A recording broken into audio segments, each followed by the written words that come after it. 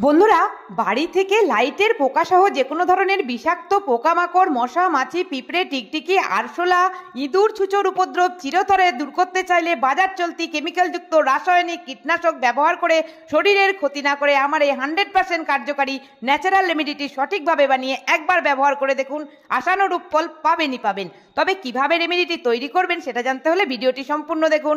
Video দেখে ভালো লাগলে ভিডিও শেষে ছোট্ট লাইক করবেন। রেমেডি বানিয়ে উপকার পেলে কমেন্ট বক্সে এসে একটু কমেন্ট করে জানাবেন। চ্যানেলে কোনো নতুন বন্ধু হয়ে থাকলে চ্যানেলটিকে একটু সাবস্ক্রাইব করে নিয়ে পাশে থাকা বেল আইকনটিকে একটু প্রেস করে নেবেন। বাড়ি থেকে পোকা মাকড় সহ ইঁদুর, ছুঁচো, আরশোলা, টিকটিকি চিরতরে দূর করার জন্য 100% কার্যকারী ন্যাচারাল রেমেডিটি বানানোর জন্য এখানে একটা পাত্র নিয়ে নিয়েছি। এবার এই পাত্রের মধ্যে দিয়ে দিচ্ছি গ্লাস মেপে 1 গ্লাস পরিমাণ জল।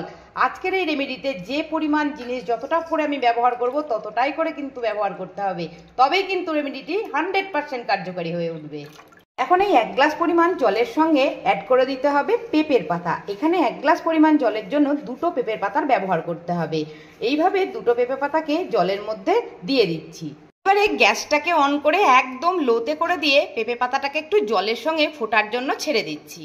এখন গ্যাসের ফ্লেমটা লোতে রেখে পেঁপে পাতাটাকে ঠিক 2-3 মিনিট ফুটিয়ে নিয়েছি। আর পেঁপে পাতার যে নির্যাসটা সেটাও কিন্তু জলের সঙ্গে মিশে জলের কালারটাও চেঞ্জ হয়ে গিয়েছে। পেঁপে পাতার রসের মধ্যে এমন কিছু উপাদান আছে যা পোকা মাকড় সহ ইঁদুর ছুঁচোর জন্য ভীষণই ক্ষতিকর। পেঁপে পাতায় থাকা পাপাইন নামক এনজাইম এবং অন্যান্য উপাদান পোকামাকড় মেরেও ফেলতে পারে, আবার তাদের বংশবিস্তার রোধ করে সংখ্যায় কমিয়ে দিতে সাহায্য করে। 2-3 মিনিট লো ফ্লেমে ফুটিয়ে নেওয়ার পরে এখানে অ্যাড করছি এরকম 4টে নিম পাতা। নিম পাতার রস পোকামাকড় তাড়াতে প্রাকৃতিক কীটনাশক হিসেবে কাজ করে। এতে থাকা উপাদানগুলি পোকামাকড়ের জীবনচক্র ব্যাহত করে। নিম পাতার তীব্র গন্ধ ইঁদুর ছুঁচো একদমই সহ্য করতে পারে না, তার ফলে তাদের শ্বাসক্রিয়ায় ব্যাঘাত ঘটায়।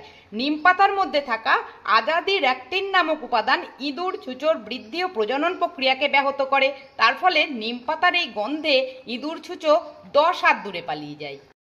ওই 1 গ্লাস জলের মধ্যে নিম পাতা আর পেঁপে পাতাটাকে 5 মিনিট মতন গ্যাসের ফ্লেমটা লোতে রেখে ফুটিয়ে নিয়েছি। আর এই নিম পাতা আর পেঁপে পাতার যে নির্যাসটা সেটাও জলের মধ্যে চলে এসে জলের কালারটাও কিন্তু চেঞ্জ হয়ে গিয়েছে। এবার আমি গ্যাসটাকে বন্ধ করে এই জলটাকে অল্প একটু ঠান্ডা হওয়ার জন্য অপেক্ষা করছি। এখন নিম পাতা পেঁপে পাতা ফুটিয়ে রাখা মিশ্রণ জলটা হাত দিয়ে সহ্য করার মতন ঠান্ডা হয়ে গিয়েছে। এবার একটা গ্লাসের মধ্যে, যে গ্লাসে আমি জলটা নিয়েছিলাম প্রথমে, সেই গ্লাসের মধ্যে এই জলটাকে একটু ছেঁকে নিচ্ছি যাতে করে আপনাদের পরিমাণটা বুঝতে সুবিধা হয়। এটাকে হাফ গ্লাস করে নিতে হবে। দেখুন, যে গ্লাস মেপে আমি জলটা প্রথমে রেমেডিটি বানানোর জন্য নিয়েছিলাম সেই জলটি ফুটিয়ে ফুটিয়ে এই হাফ গ্লাস মতন করে নিয়েছি। এইবার এই রেমেডিকে আরও বেশি পাওয়ারফুল বানানোর জন্য এখানে আরও 2টি জিনিস অ্যাড করছি। এখানে অ্যাড করে দিতে হবে 1 চামচ পরিমাণ লেবুর রস। এবার এই 1 চামচ পরিমাণ লেবুর রসকে এই রেমেডির সঙ্গে অ্যাড করে দিচ্ছি। লেবুর রস পিঁপড়ে, মশা, মাছি সহ যে কোনো বিষাক্ত পোকামাকড় দূর করতে ভীষণই উপকারী একটি উপাদান। এখানে অ্যাড করে দিতে হবে 2টো কর্পূরের এরকম দানা।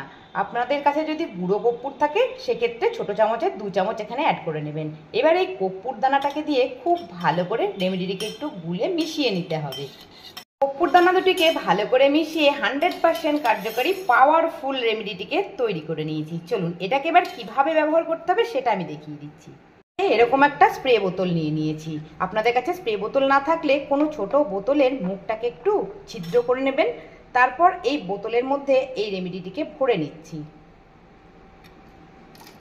পিঁপড়ে থেকে শুরু করে আরশোলা, মশা, মাছি, ইঁদুর, ছুঁচোর সবথেকে বেশি উপদ্রব লক্ষ্য করা যায় আমাদের রান্নাঘরে। তাই রান্নাঘরের কাজ শেষ হয়ে গেলে কিচেন কাউন্টারটা যখন পরিষ্কার করবেন তখন এই রেমেডিটিকে একবার এইভাবে ঝাঁকিয়ে নিয়ে এই রেমেডিটিকে কিচেন কাউন্টারের ওপর স্প্রে করে নেবেন।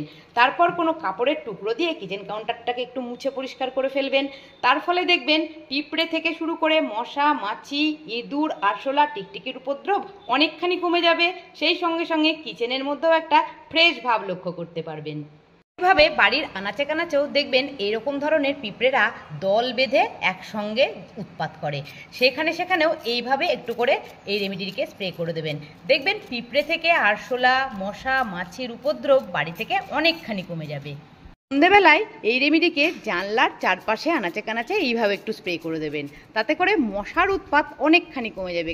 কাজ শেষ হয়ে গেলে আমরা তো গ্যাস ওভেন পরিষ্কার করি, ঠিক তখনই এইভাবে রেমেডিটিকে গ্যাস স্টোভের ওপরে স্প্রে করে দিয়ে বা দেওয়ালের ওপরে এইভাবে স্প্রে করে দিয়ে কোনো কাপড়ের টুকরো দিয়ে এইভাবে একটু মুছে নেবেন।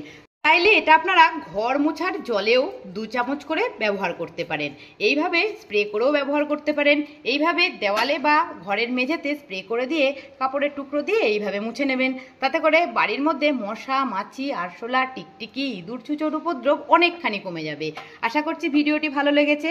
সকলকে ধন্যবাদ জানিয়ে ভিডিওটি এখানেই শেষ করছি। আবার দেখা হবে নেক্সট একদিন নতুন ভিডিওর সঙ্গে। সকলে ভালো থাকবেন, সুস্থ থাকবেন, আমার সাথে থাকবেন। টাটা।